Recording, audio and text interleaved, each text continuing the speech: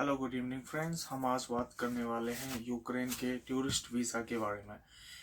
Tourist visa कितना लेना आसान है और कितनी कठिनाई है, क्या परेशानी आती है और आप किस टाइप का वीज़ा ले सकते हैं।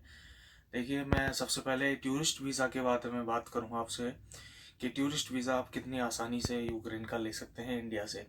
इसमें आपको कोई एजेंट लेने की ज़रूरत नहीं है, बड़ा ही आसान प्रोसेस है, ईजिली आप ले सकते हैं।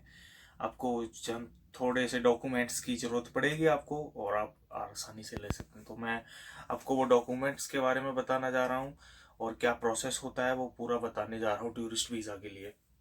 देखिए, सबसे पहले टूरिस्ट वीज़ा के लिए आपको आपका पासपोर्ट होना चाहिए 6 मंथ वैलिड। आपके 6 मंथ के बैंक स्टेटमेंट होने चाहिए। बैंक स्टेटमेंट बैंक के द्वारा निकाले गए हों या आप खुद प्रिंट आउट कर लीजिए ऑनलाइन अपना नेट बैंकिंग से। और उसके बाद जो बैंक का मैनेजर होता है उसके सिग्नेचर करा लीजिए।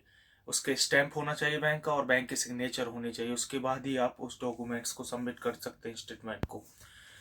और उसमें कम से कम आपको 2 लाख रुपए शो कराने होंगे। वो फंड, उसमें 2 लाख रुपए आपको बैलेंस शो कराना ही होगा। उसमें $2,500 है उनकी वेबसाइट पे जो ऑफिशियल है कि आपको कितना बैलेंस शो कराना है। लेकिन 2 लाख रुपए बनते हैं शायद उसके, दो ढाई ढाई हजार डॉलर के, तो 2 लाख के तकरीबन आपको बैलेंस शो कराना है।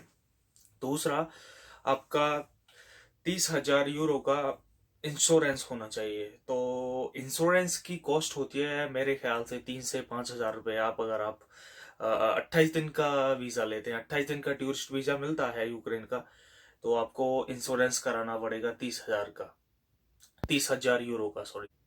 आपका इंश्योरेंस हो गया, पासपोर्ट हो गया और आपके बैंक स्टेटमेंट हो गए।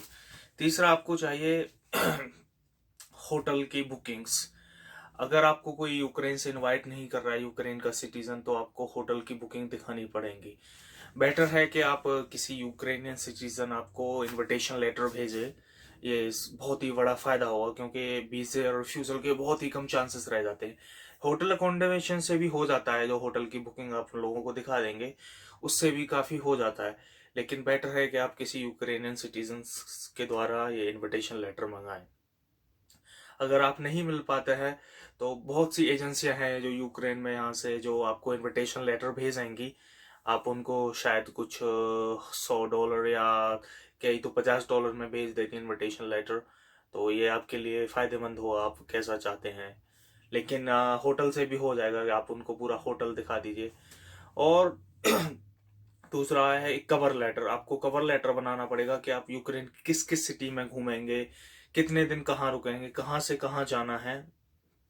आपको उसमें पूरा बताना पड़ेगा कि मैं इस सिटी में जा रहा हूँ, इतने इस डेट से इस डेट को जाऊंगा, इस डेट से वापस आऊंगा। और आपकी फ्लाइट कंफर्मेशन टिकट्स चाहिए उन लोगों को। नहीं, डम्मी टिकट नहीं चलेंगी। कंफर्मेशन फ्लाइट टिकट चाहिए उन लोगों को आने जाने की, बोथ साइड की कंफर्मेशन फ्लाइट टिकट। ये नहीं है कि जैसे यूएस एम्बेसी वगैरह में होते हैं कि आप डमी टिकट ले सकते हैं, कंफर्मेशन टिकट नहीं चाहिए। लेकिन यूक्रेन एम्बेसी में ऐसा नहीं होता है, वो कंफर्मेशन टिकट्स ही मांगते हैं। ठीक है। अब दूसरा आ गया फीस। वीजे की फीस है $85। $85 आपको वीजा की फीस जमा करनी पड़ेगी। और वो फीस उनके अकाउंट में आपको डालनी होती है, या फिर आप बैंक में जाइए। एक रत्नाकर बैंक है जो कनॉट प्लेस दिल्ली में है। बहुत, मैंने तो वहीं पे सबमिट किया था फर्स्ट टाइम जब मैंने अप्लाई किया था। तो आप बैंक में जाइए, उनका ऑफिशियल वेबसाइट है, उस वहाँ से उनका अकाउंट नंबर लीजिए एम्बेसी का, और वहाँ बैंक में जाके उस खाते में आप $85 डाल दीजिए। तो वो रसीद लेके फिर आपको अपने साथ ही रखनी है, या फिर आप ऑनलाइन भी पे कर सकते हैं आप उन लोगों को नेट बैंकिंग के द्वारा। कैसे भी आप ऑनलाइन भी पे कर सकते हैं।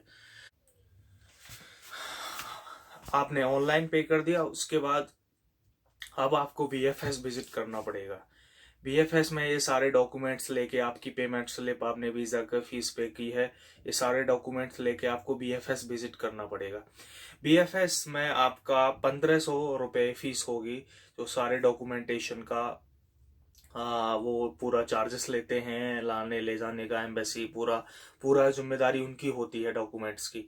जब आप वहां जाओगे वो एक बार रीचेक करेंगे आपके सारे डॉक्यूमेंट्स, क्या क्या डॉक्यूमेंट्स आपने सबमिट किए हैं, कौन सा मिसिंग है, सारे आपको वो लोग बता देंगे बीएफएस में कि ये डॉक्यूमेंट्स आपका मिसिंग है या सारी करेक्ट है। और देखिए इसमें आपको 1500, फिर मैं बता रहा हूँ, 1500 रुपये का उसमें चार्ज होता है। उसमें कोई ऑप्शन नहीं है, आप डायरेक्टली अपना एप्लीकेशन एम्बेसी में सबमिट नहीं करा सकते, आपको बीएफएस के थ्रू ही जाना पड़ेगा। और देखिए उसमें टाइम लगता है, 10 से 30 दिन का टाइम लगता है टूरिस्ट वीजा लेने के लिए, 10 से 30 दिन का टाइम लगता है। और एक उसमें इमरजेंसी भी होता है, जैसे आप को क्विकली आप हड़ी है, आप जल्दी है जाने की टूरिस्ट वीजा, तो उसमें आप कुछ एक्स्ट्रा पे करके और आपका वीजा तकरीबन 7 दिन में आ जाता है। लेकिन मैं रिकमेंडेड करूंगा कि आप ट्रिप से 1 महीना पहले अप्लाई करें, ताकि आपको जल्दी ना हो जाने की, आप एक्स्ट्रा ना पे करें। तो बेटर होगा कि आप तक कम से कम 30 दिन पहले आप पे करें, श्योरली 30 दिन, आप 30 दिन पहले अप्लाई करें आपकी ट्रैवल से, ये अच्छा होगा। So thank you friends, I hope आपको ये वीडियो पसंद आई हो, और आगे मैं आपके लिए ऐसे ही यूक्रेन के ऊपर अच्छी अच्छी वीडियो लाता रहूँगा। So please subscribe my channel, like करें, शेयर करें और सब्सक्राइब करें प्लीज़। Thank you.